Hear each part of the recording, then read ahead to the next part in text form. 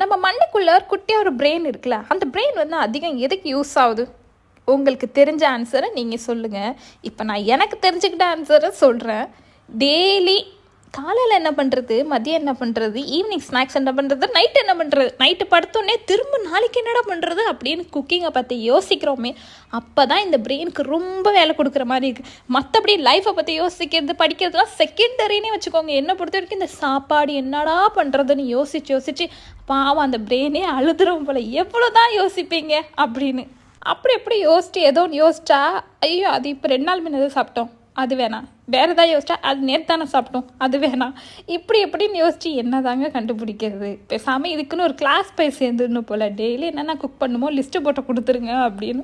அப்படி தான் இன்றைக்கி யோசிச்சு நான் ஃப்ரைட் ரைஸ் செஞ்சுட்டேன். அண்டு வெஜிடபிள்ஸ் அண்ட் எக்கு போட்டு காலிஃப்ளவர் இருந்துச்சு, அதை வச்சு 65 மாதிரி போட்டு கொடுத்துட்டு ஹஸ்பண்டுக்கு எல்லாம் கொடுத்து டாட்டா பைன்னு சொல்லி ஆஃபீஸ்க்கு அனுப்பியாச்சு.